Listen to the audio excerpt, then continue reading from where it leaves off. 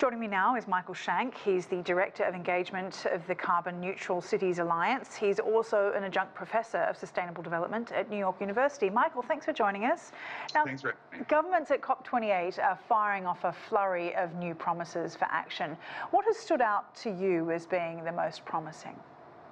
Well, right out of the gate this week, we finally operationalized financing for loss and damage so that countries around the world that are most impacted by extreme weather and climate change can get the help they need. Unfortunately, however, rich countries didn't fund it at the level they need to fund it.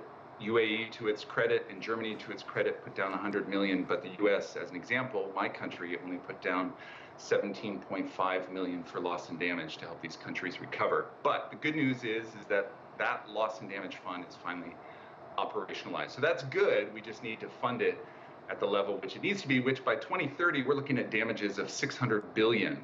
And by 2050, we're looking at damages of 1 to 2 trillion. So we need a lot more money. And as your correspondent said, wars get that kind of funding, but climate isn't. And it needs to be funded at the level we fund wars.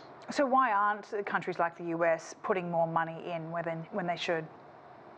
It's a great question, and this goes to the finger pointing that we see from the West at the UAE for COP28 president's chairmanship of the Abu Dhabi National Oil Company. There's a lot of criticism for UAE hosting COP28.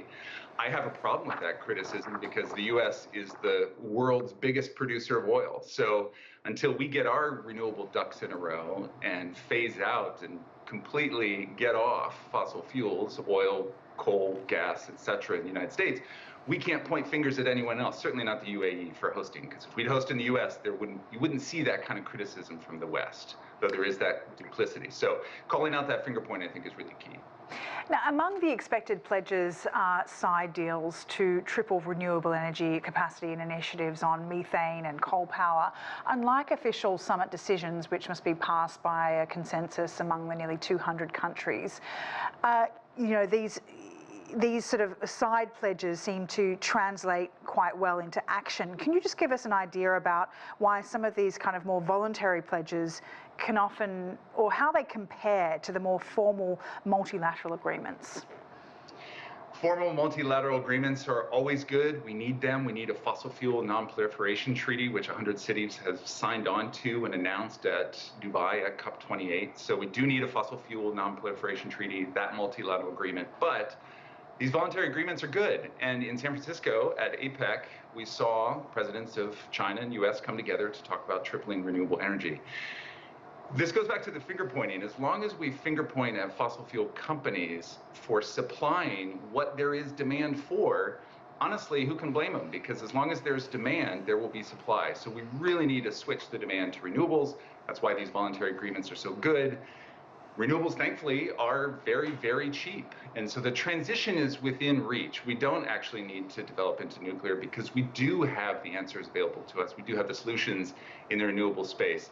As long as we ratchet up that demand, which our cities are doing at the Carnon Neutral Citites Alliance, then that pivots off the supply. And the oil companies will have no more consumers to buy their supply. So we really need to focus on demand, not simply finger point at the supply. You mentioned wars previously. Lebanon and both Syria highlighted environmental impact of conflict with Israel. Talk more about war and its impact on climate change.